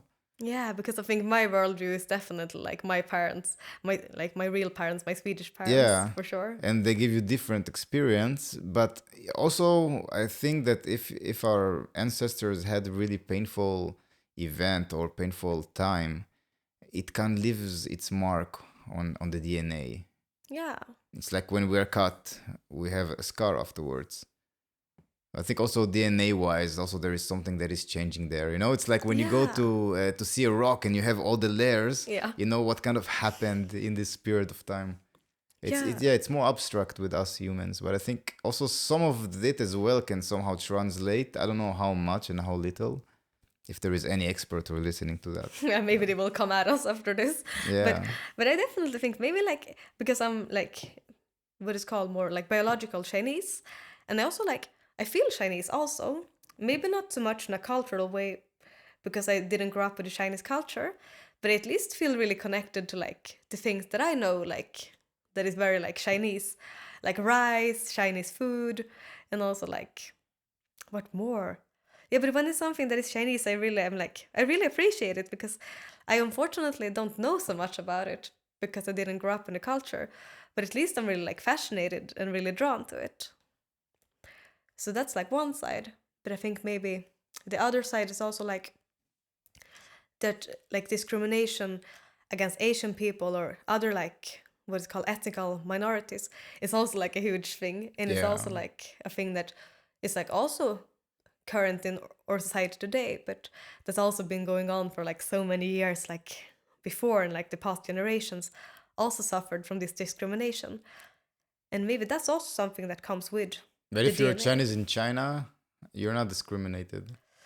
Maybe not in China, but maybe like Asian people in other parts of the world, because I think it's way too little like information and like or like knowledge in the world about discrimination towards Asians, because it's not so what it's called included in history. Because I just learned about like a lot of like super like big horrible things that's like especially like the the US did towards its like Asian people, Asian what is it called, inhabitants. No, what the fuck? I can't even find the words. You know what I mean? Yeah, the citizens, The who are citizens, Chinese. the citizens, All right. yeah, Chinese citizens, Asian citizens, and I learned about this just because I randomly started researching for a school project like 2 years ago, and okay, this is not gonna be a great history lesson for me, but I'm gonna try to like give you the main points. It was basically because during like the big like World War, no, before, it came a lot of Chinese immigrants to the US to work because they were cheaper like workforce. And first like the US workers were like, we want higher wages, we demand higher wages. And their bosses were like, oh fuck no, you can't have higher wages, we're just gonna get the Chinese workers. So the Chinese workers came and worked because they were desperate and they just died and it came more Chinese workers. And then I think the like US people were complaining so much, so eventually the Chinese people got banned from working. And then I think it was some other Asian people from another Asian country came and worked, they got banned. Another country, I think it was some Japanese people, maybe some like, yeah. What time frame are you talking about? We're talking as of 1900, beginning of the 1900s, because they built, you know, like the Pacific Railroad. Oh, this is like, I'm definitely like exposing to the world how bad like my what's called like history knowledge is, because I know like these things took place, but I can't give you the exact years. But like early 1900s. Just about like a rough estimation. Yeah. Sometimes I don't myself don't know the real dates and what happened exactly what year. Yeah, but basically the thing was that they banned all like these Asian immigrants from working, and they gave them like hell basically. And then like the US was super pissed with Japan. Yeah, Japan. Japan, yeah, because of like, you know, like the whole bombing of Pearl Harbor and all like this whole World War shit was going on. But this is 40 years later. Yeah, this is like a long story that I'm trying to give like a short overview. So we jump over a lot of things. This is like really interesting. I encourage people to like research this because this is like crazy shit that was going on. And then because they were in like a big fight with Japan, the US people, they put like the Japanese citizens basically in concentration camp minus the gas. It was basically working camp. And anyone who was like Japanese, half Japanese, like a third, a fourth, were put in these labor camps. And were just like taken away from their like homes, their like lives, and put into these labor camps. Yeah, and then it was Vietnam in the 70s. Yeah, it's also that shit is also Yeah. like crazy. It's like so many things in Asian history that's been going down, but that I didn't learn about like during school, because I learned about like a lot of other like super important historical things, and like discrimination about people is like also super important with like other minorities, but I didn't learn about like this Asian discrimination. I just felt discrimination because I was Asian a lot of times, but I didn't really legitimize it to myself, because I was like, yeah, but there's other like ethnical minorities that have a worse time, like Asians. No one really sees us as a threat. It's just like, I feel bit different, but yeah, like people, they're not like, they don't hate Asian people in the same way they hate Muslims, or yeah, like that you're diminishing your own suffering, your own like struggles, just because other minorities also have struggles, and it's not like any like discrimination is like worse or like less worth than any other. It's just different, but everything is valid. Yeah, everything is valid, that's for sure. Yeah, it's very good realization to understand about ourselves. Yeah. That everything we feel is valid. Yeah, and I'm also trying to learn more, because it's crazy that you discover these things about discrimination that's been going on, like also like on such a what's called big scale level as like the US against Asia, basically. This is all just in the eyes of the Western people. Yeah, people who are living in China, they don't care about Chinese people being discriminated because they are Chinese, and everyone are Chinese around them. Yeah, and then it's like, also the thing, the winner tells the history. This is, definitely, the loser cannot tell. The winner writes the history. It also depends where you are in the world. I guess if you learn the history when you're in China, it's a different history than if you're in the US. Yeah, for sure. And also for me as an Israeli, I guess they dropped a lot of things from history. Oh, yeah, that I can also imagine. Oh my God. And also in Sweden, as much as I love Sweden, I think Sweden is a pretty good place to be in. Yeah. I think also they changed some stuff or dropping some stuff. They're choosing what to filter in the history classes and what to keep. Yeah, and also about like, like the people, I don't know the word in English, but like the Samerna, it's like the people that lived in Sweden, or like high up in the north, in like Norway, Sweden, Finland, high up. Lapland. Yeah, basically Lapland. Yeah. And there were people living there, and they had like reindeers, and they had like their own like their own rural kind of living, and then like all these freaking other people came in and like invaded their lands, and like basically treated this like old inhabitants like shit, and they didn't really have like a big place in history, and they weren't like respected, and their culture and their like lifestyle and their history hasn't been so respected in the Swedish history. I think it's gotten a little bit better now, bit more knowledge, but still it's like it's shit. So it was the native people who were living there. Native people, exactly. That's what I see. Native people was what I wanted to say the whole time. Okay. Yeah, the native people of Sweden is also, But Swedish people are quite native, right? Yeah. Or not really? I don't know, because I also need to dive deep in this historical field. But it's the native people that's called Samer, that is like the, up in the north, both like Norway, Sweden, Finland. It's like this whole area up in the north, Yeah, they're called Lapland, basically, no? The land there. Yeah, I think Lapland is just like a part of Sweden. It's just like a... Oh, I thought Lapland is the whole area there really up north, where you have Sweden, Finland, and Norway. It's mostly Norway, because Norway got the whole... Oh, it's maybe the whole thing is called Lapland. Oh. No, now you're challenging my knowledge also. I also don't know so much myself. I'm just throwing some stuff that I know. Yeah. But interesting. Yeah, so it's like... I thought Swedish people are more calm. I mean, they are more calm, and usually Nordic people just are left alone in their places, right? Yeah. No one really wants to live there because it can be very cold. Rough. It's cold, it's depressive, there is no sun, and also in summer, it's the over sun can be also, person can go insane there. You know, you go to sleep 1 o'clock Yeah. and it's still sunny. Like 1 a.m. I mean, there is some sun. Like you see a little bit of sunset. Kind of the sunset also very long there. Yeah. Yeah, and then I 4 I grew a.m. up in this. Yeah, you even were Yeah. more north. So even like 4 a.m. there is already sunrise, right? There is not even darkness at night in summer. You need thick curtains. That's what you need. Wow. Can you go crazy when there is too much sun? Maybe, Or but is it just fun? I think it's like the thing is that you go crazy during like the summer because it's basically just like like really warm. June, July, August. That's when it's Yeah. warm. Other time of the year it's cold. So then you do so crazy. You just like, I think you're way more active. You're doing way more things. Yeah, during also the this sun month. energizes way more. Yeah, and then you just rest for the rest of the year, I think. Wow. So you feel all the energy that one person can have is being somehow saved, contained just for the summer. Yeah, because then I think you can also like do a lot of things when it's winter. But Yeah. maybe like this crazy go out and run wild and free. That's what you do in the summer. And what do you do in winter in December when it's the most darkest in the end of December?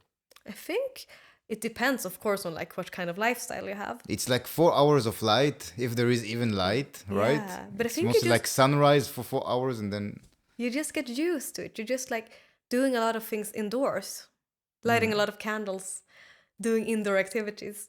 If you're not like a crazy, like, forest person who likes to go out in the woods anyways, what can you do in the woods in winter? It's scary shit, huh? No, take a walk. A walk. It's dark.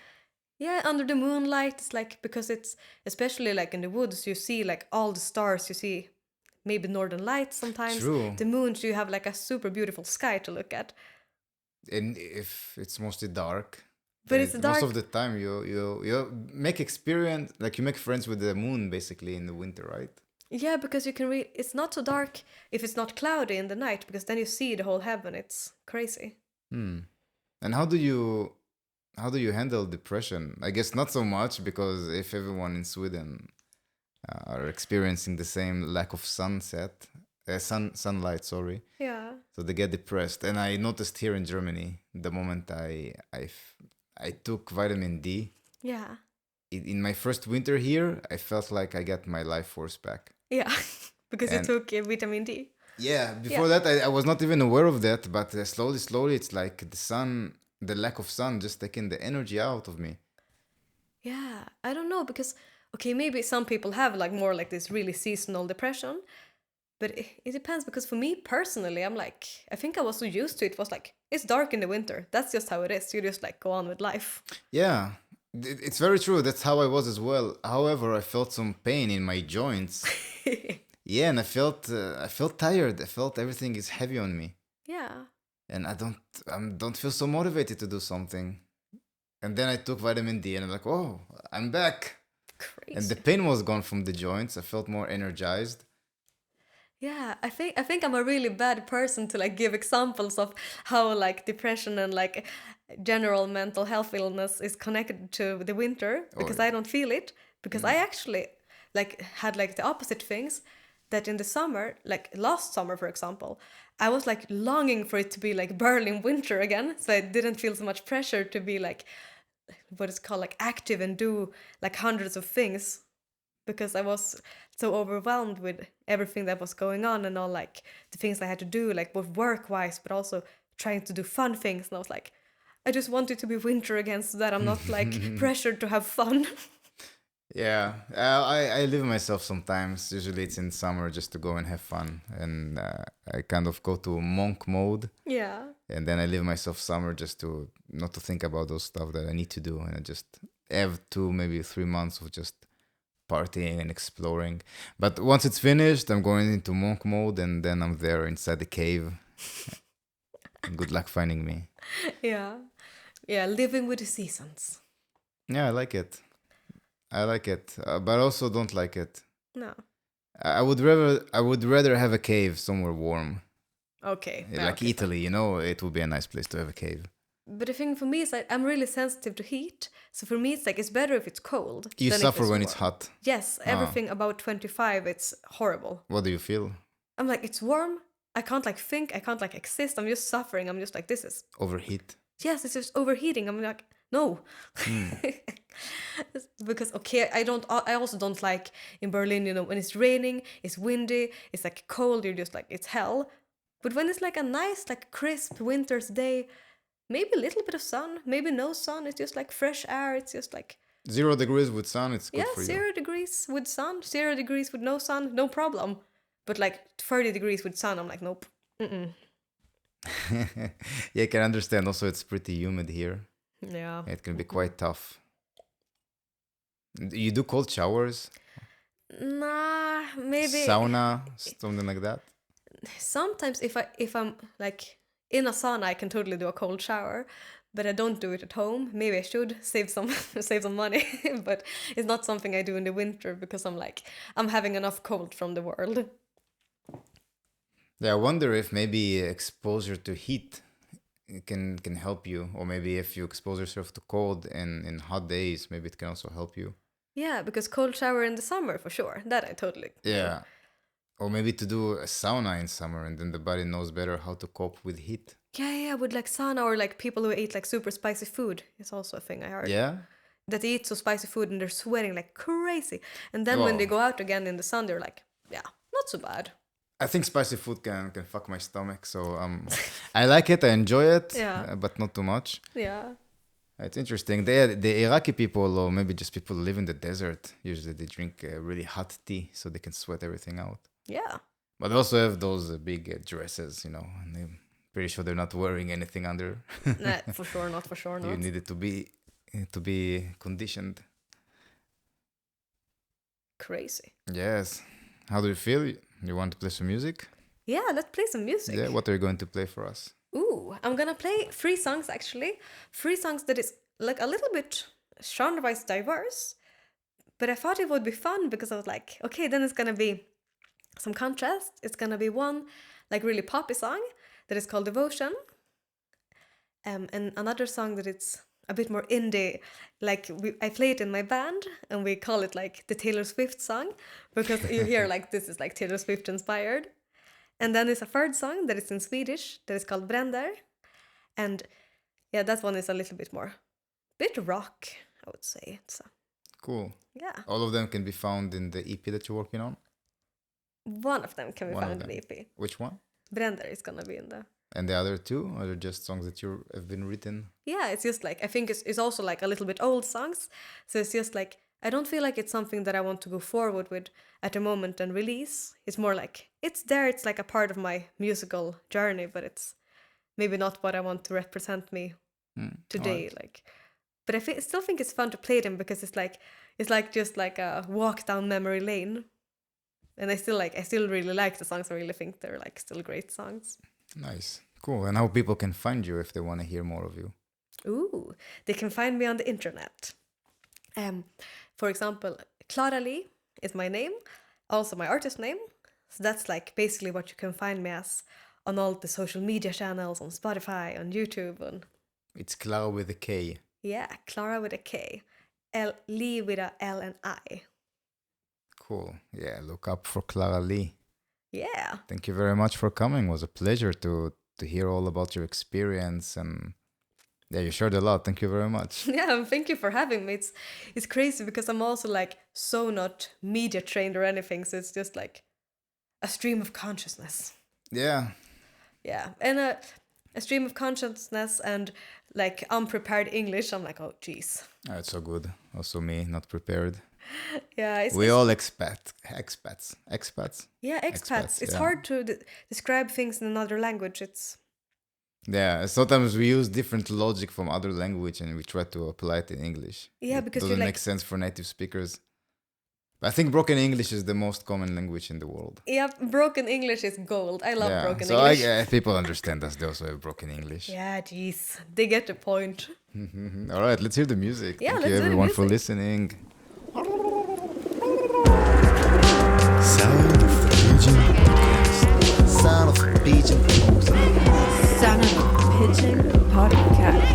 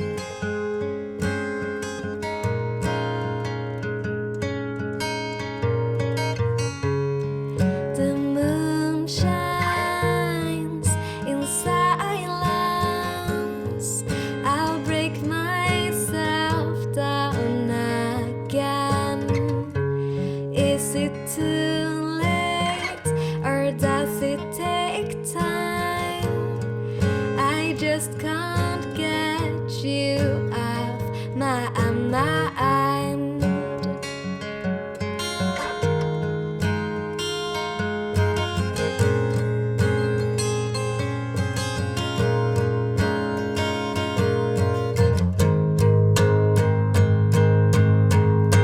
She says, am I? She says, am I? Who am I? Am I really like that? It's so hard to know. I think I know you, but I'm not that sure. She says, am I? Who am I?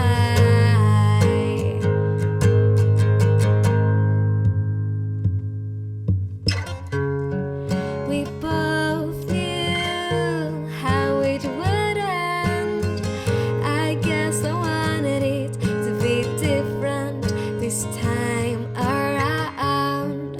But life is a haze, and when it fades, I can see you for who you really are.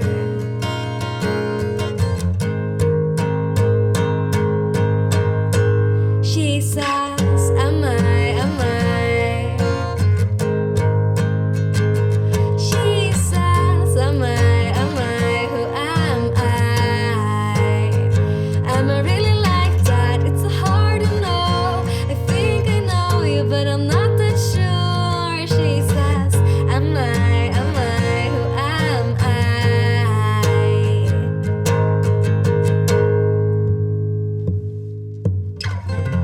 If you're too on, I'll cut you off. But this silence is making me confused. I'm used to the way your mind flows, 'cause it is the same as mine. You say that you missed me when you ran away, but it's always the same. I guess that what we have is different from our everyday life. We're so honest at night.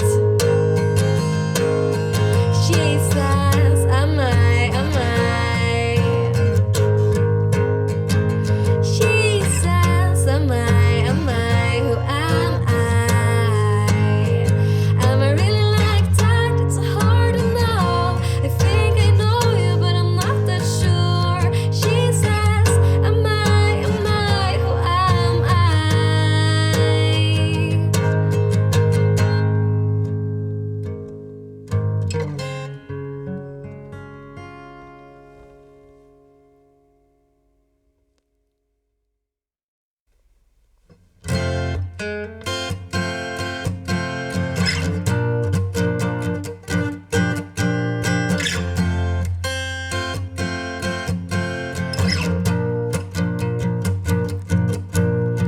Things end up like they always does, and that is your loss. So I let you go. No, I'm not a part of your situation. But if you want me enough, you should have given it all for me.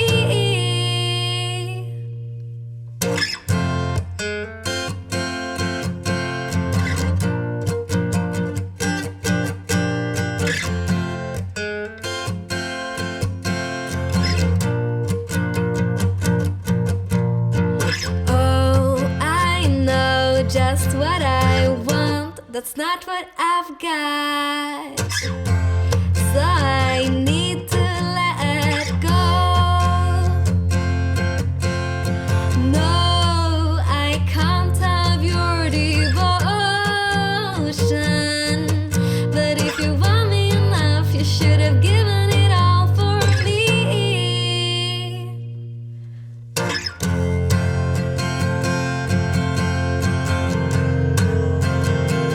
Every time try to show you who I am. Your lack of love proves you don't understand.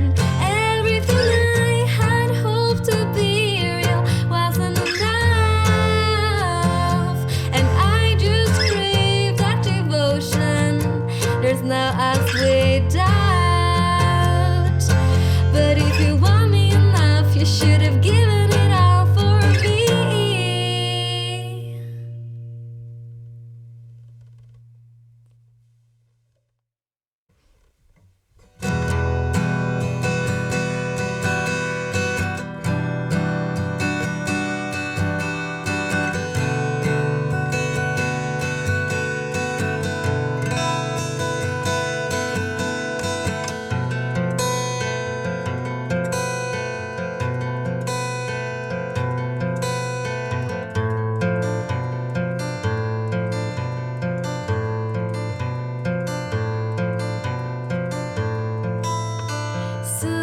Solen över åkrarna, vallmon slår ut i blom. Allting blomstrar, men inget i dig. Du stannar av vid gränsen, och någonting där inom mig